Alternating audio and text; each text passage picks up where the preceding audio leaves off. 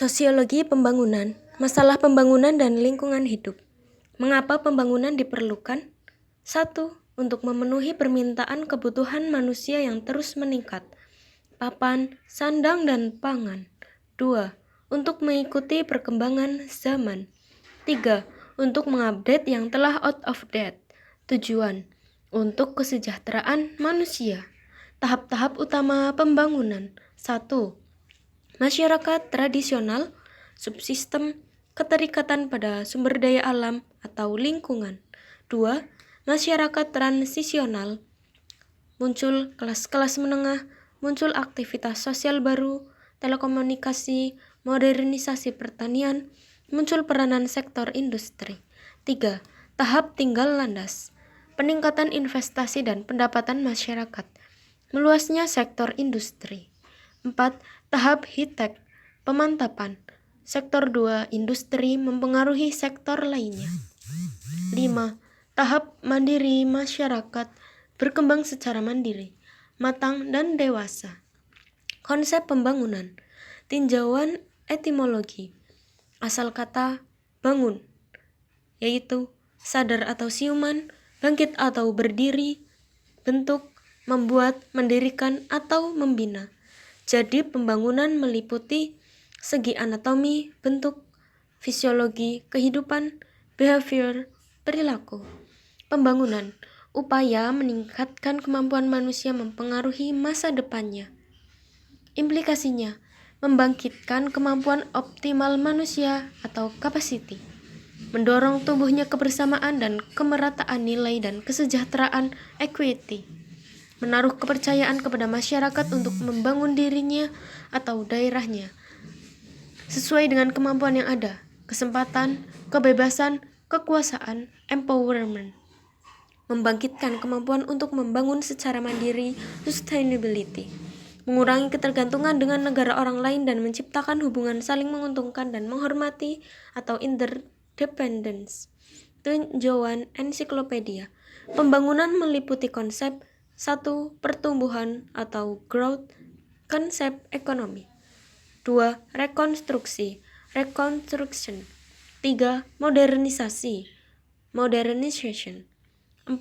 Westernisasi. 5. Perubahan sosial. 6. Pembebasan. 7. Pembaharuan. 8. Pembangunan bangsa, national building. 9. Pembangunan nasional, national development. 10. Pengembangan. 11. Pembinaan. Masalah yang dihadapi.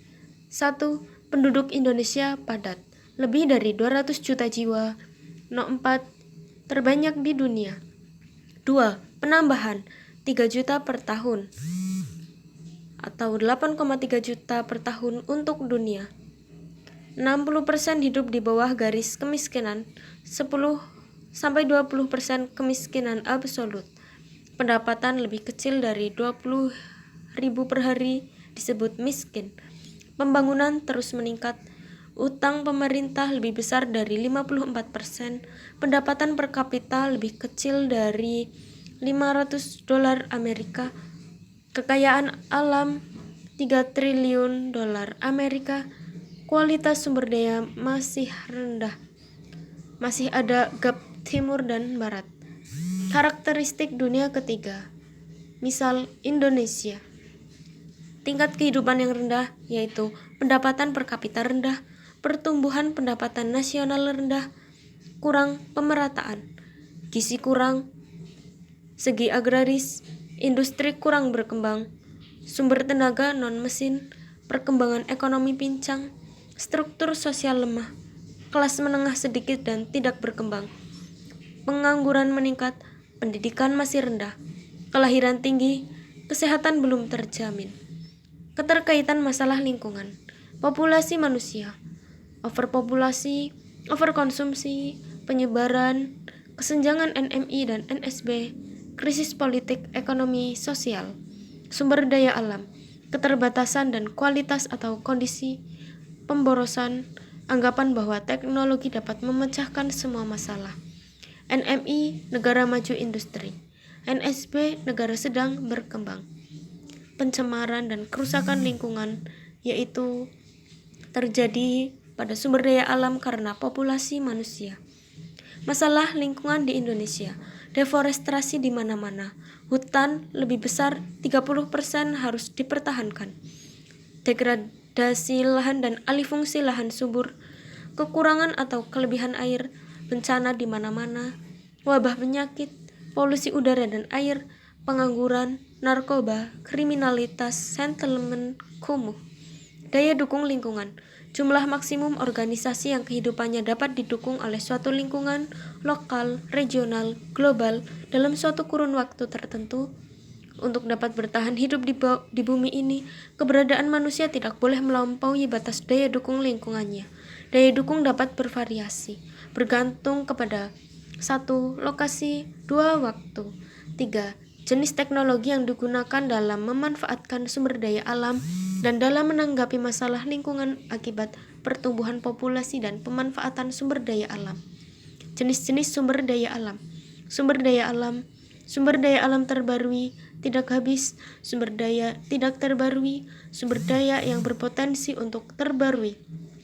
Sumber daya terbarui tidak habis, misal sumber daya matahari, angin, gelombang laut. Sumber daya tidak terbarui, misal bahan bakar fosil, mineral logam, dan non-logam. Sumber daya yang berpotensi untuk terbarui, misal udara segar, air bersih, tumbuhan, hewan, keanekaragaman hayati. Kepedulian dunia terhadap lingkungan. 1962, buku Silent Spring oleh Rachel Carson menyadarkan masyarakat Amerika Serikat akan dampak penggunaan pestisida terhadap lingkungan. 1972, Konferensi Persatuan Bangsa-Bangsa pertama tentang lingkungan manusia di Stockholm menghasilkan 26 prinsip dasar yang berkaitan dengan isu lingkungan. Dalam bidang pendidikan, ilmu pengetahuan, pembangunan ekonomi dan sosial, sumber daya dan pencemaran. 1982, Komisi Dunia untuk Lingkungan dan Pembangunan dibentuk, diketuai oleh Gro Harlem Brundtland yang menyatakan bahwa manusia di muka bumi ini memerlukan suatu etika baru yang holistik, yaitu bahwa pertumbuhan ekonomi dan perlindungan atau pengelolaan lingkungan hidup dan sumber daya alam (LH dan SDA) harus selaras di seluruh bumi. Kepedulian dunia terhadap lingkungan. 1987, Komisi Dunia untuk Lingkungan dan Pembangunan membuat laporan Masa Depan Kita Bersama yang mendefinisikan istilah pembangunan berkelanjutan. 1992, Konferensi Lingkungan dan Pembangunan yang dilanjutkan dengan KTT Bumi yang dihadiri oleh 179 negara, termasuk Indonesia, diselenggarakan sebagai tanggapan terhadap kondisi LH dan SDA yang memprihatinkan. Pencemaran, perusakan LH, serta pemborosan SDA yang berlangsung secara global. Kepedulian dunia terhadap lingkungan. September 2002, World Summit on Sustainable Development atau WSSD diselenggarakan di Johannesburg, Afrika Selatan. 183 negara peserta menegaskan kembali pembangunan berkelanjutan sebagai unsur utama dalam agenda internasional. Negara peserta mencapai berbagai kesepakatan dan pernyataan komitmen sesuai sasaran pembangunan berkelanjutan.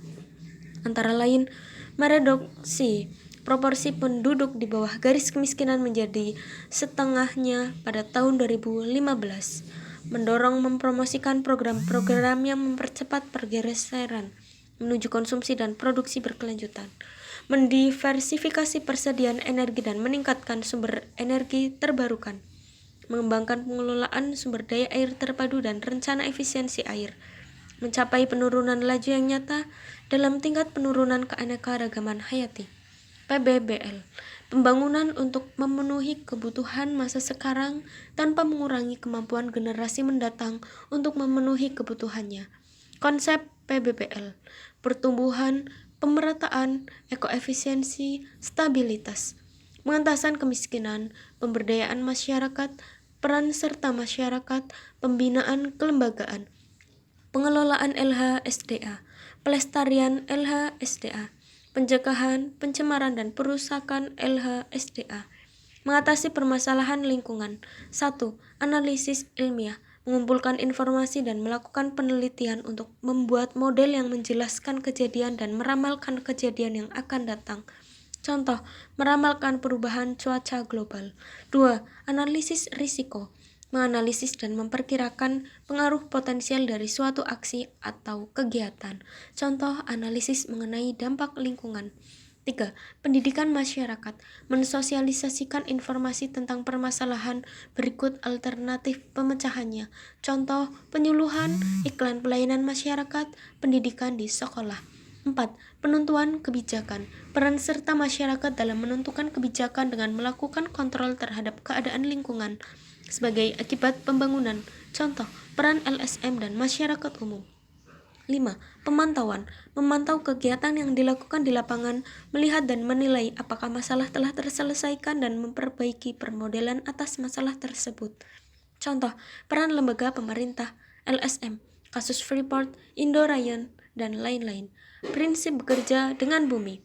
Mempertahankan bumi dalam kondisi semula atau lebih baik, tidak mengambil lebih dari yang diperlukan, tidak merusak kehidupan air, udara, dan tanah, menjaga keberlanjutan dari keanekaragaman hayati, menjaga kapasitas bumi untuk memperbaiki dirinya, tidak menggunakan sumber daya yang berpotensi untuk diperbarui dengan laju yang lebih cepat daripada laju pembentukannya, tidak mengaburkan sumber daya alam, tidak membuang pencemar ke dalam lingkungan dalam laju yang tidak dapat dinetralisir secara alami oleh lingkungan.